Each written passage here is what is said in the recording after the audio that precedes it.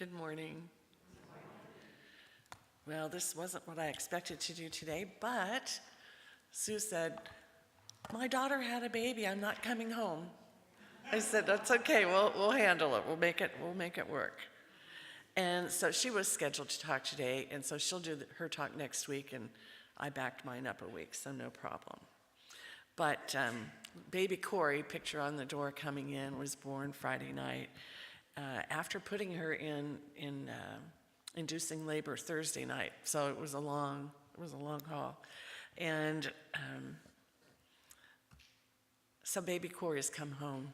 It just feels so good to think about that after all these months.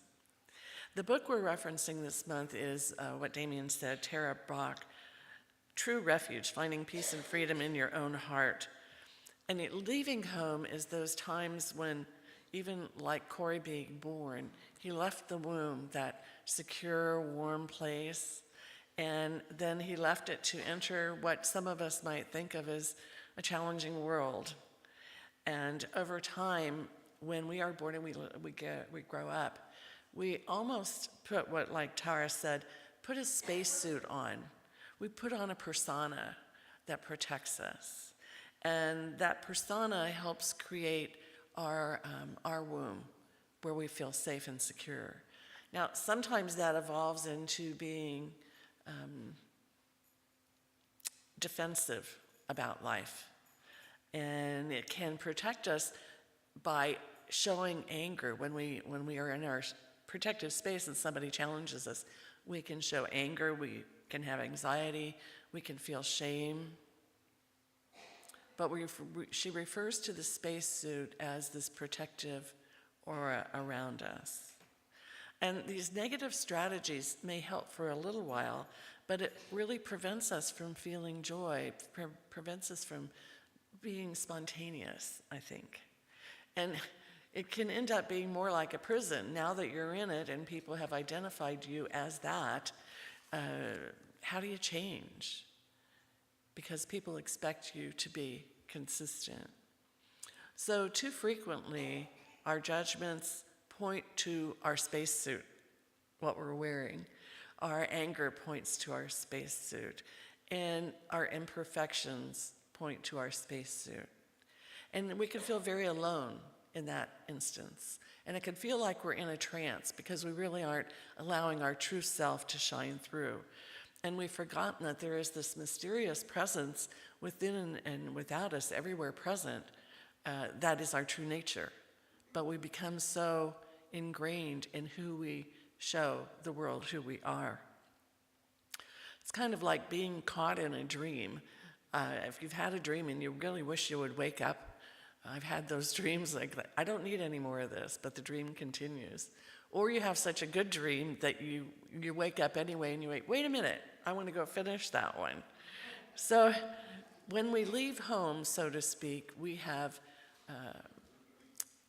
left the feeling of the presence of God in us and around us.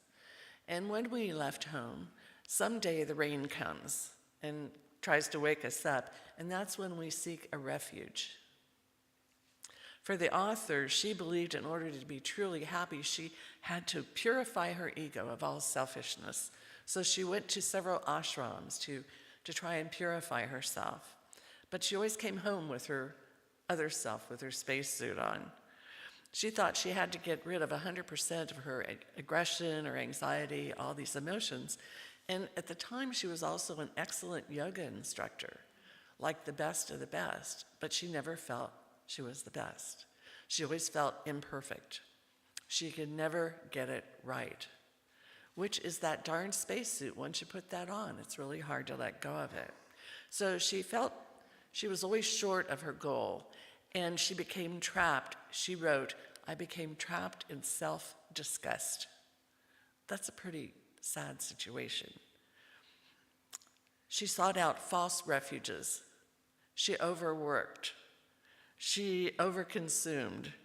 She started controlling other people so that she could feel safe. She accumulated power and possessions, all to help her feel safe. Her identity turned into a person that was very aggressive and controlling, and she didn't really realize it. That's when our ego, our small self, is unaware of our inner self, our true self. She said she was covering up everything she didn't want other people to see, and she was very self-centered and selfish. Then, one day, a voice.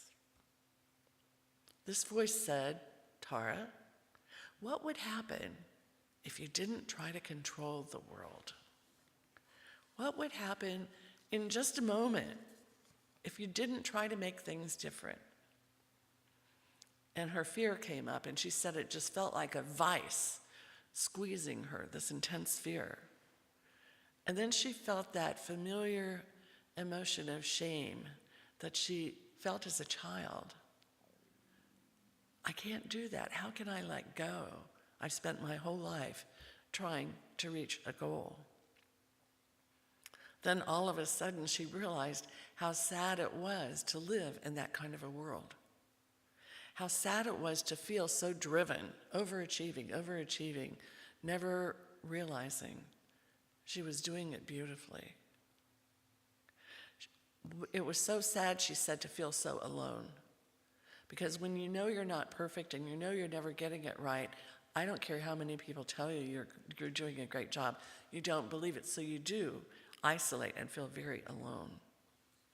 But that night she did 3 hours of meditation from all her time at the ashrams. And in the middle of that meditation, she heard a question. Who am I? Her soul's presence opened up her mind to say, who am I? And she sat in the silence and felt she finally came home. So we can find refuge in silence, not in judging what we're seeing during silence, but just being silent. Just stop doing and just open our heart. I know sometimes I do that beautifully when I'm just observing nature, just looking, just being silent, nothing going through my mind, just being silent. Tara said she realized perfection is not a prerequisite for anything but pain. So if you're a perfectionist, think about it. Think about it. Take time to be in that silence. Just be God's beautiful child. So when we find that true refuge, when we find that silence and realize how precious a human being we are, we come home.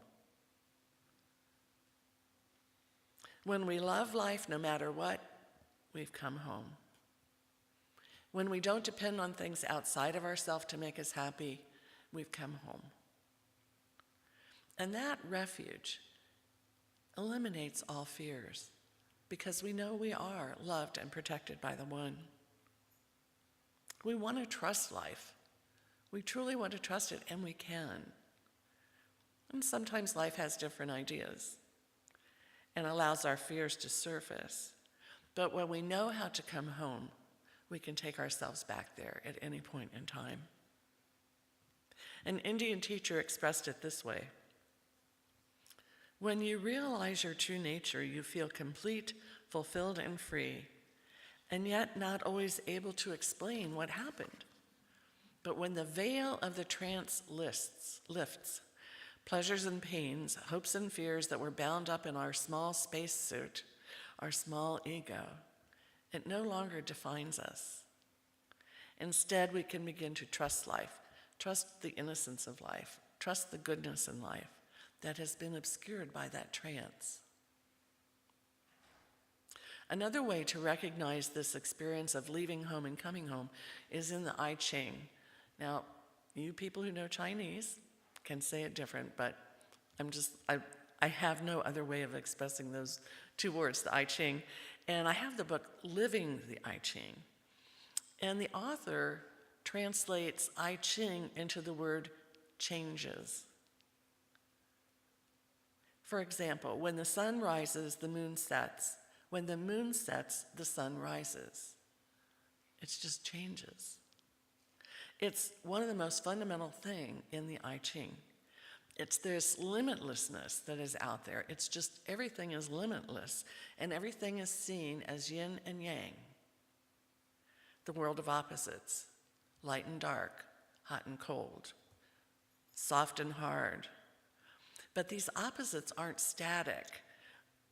It's a balance that's constantly in flux. It's always changing. And so a complete view of the I Ching, or changes, requires many years of study. I flipped through the rest of that book and I thought, yeah, that would be true. But here are some points in this philosophy.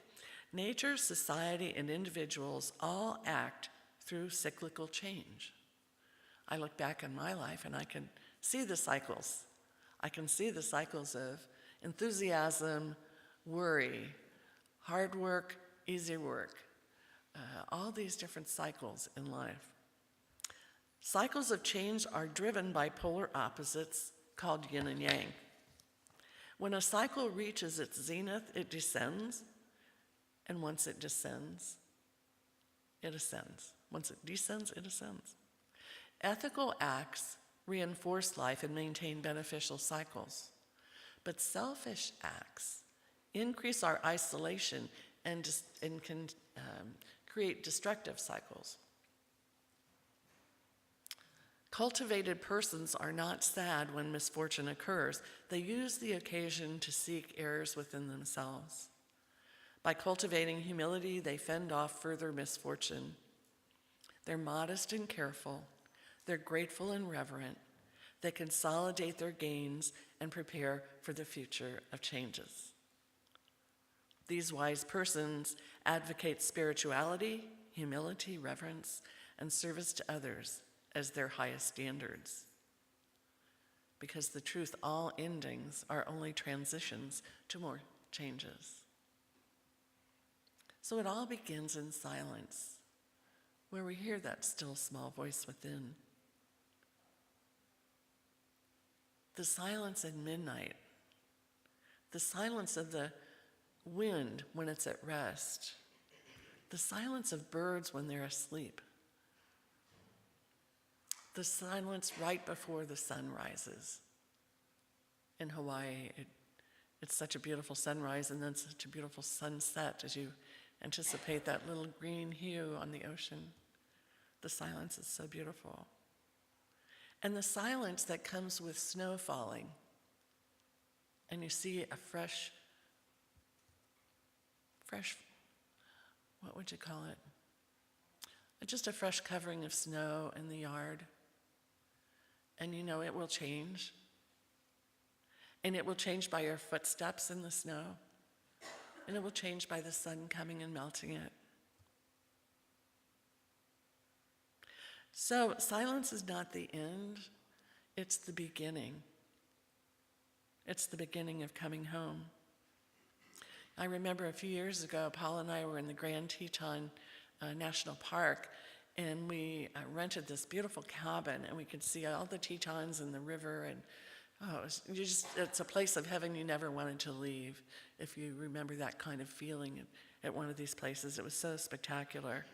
But what was interesting is the hills were lit by the sunlight, so it depended on the angle of the sun if there was sun or shadow. And you could sit there for hours and just watch the sunlight move and the shadows move across the mountains, yin and yang. The summer grass was golden, and as the shadows reached it, it kind of turned a cinnamon color. So the mountains at any point in time were defined by the shadows, but it was constantly changing. You know, if we took away the sunlight from the mountains, shining on the mountains, there would just be all shadows. And if it was all shadows, we wouldn't see that edge of sunlight and see how easily and softly it moves all together, yin and yang. And it's what this book of changes, the I Ching, calls for. Pure interaction.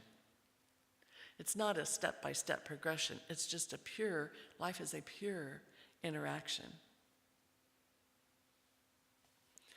It can be really subtle in our life when we're in the yin or yang, when we're feeling hot or cold, happy or sad. It can be subtle.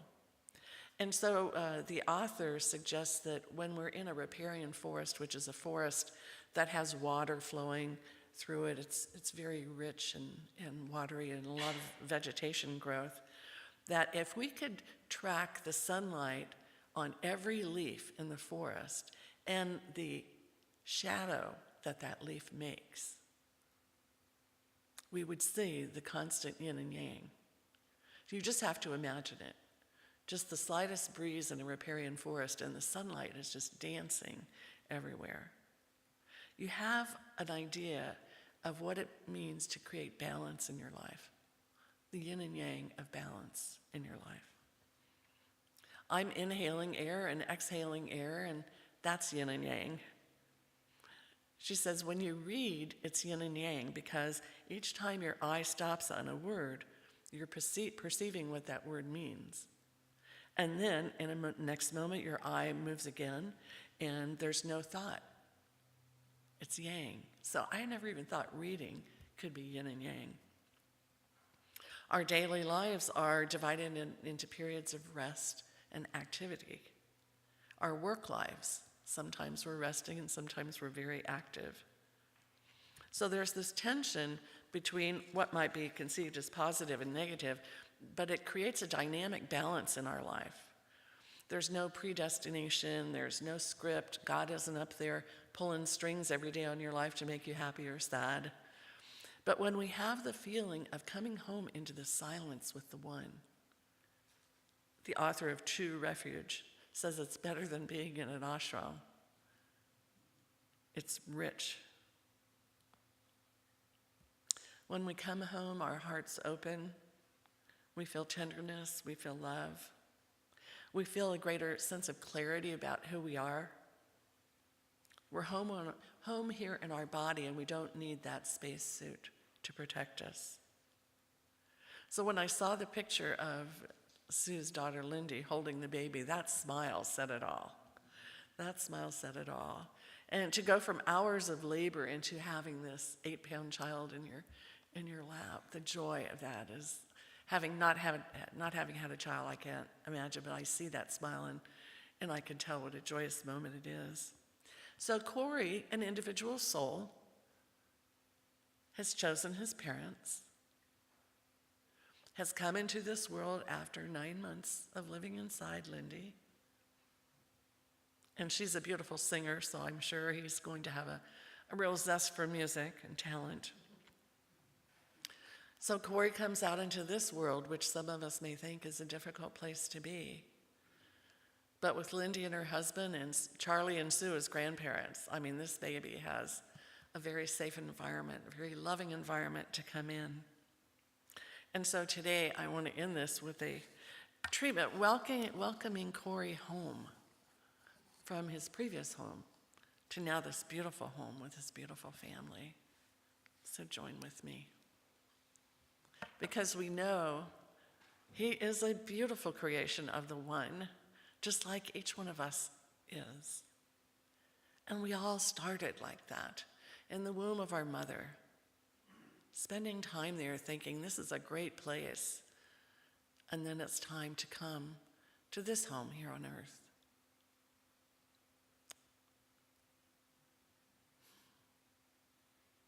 And when we do, we have a lot to learn.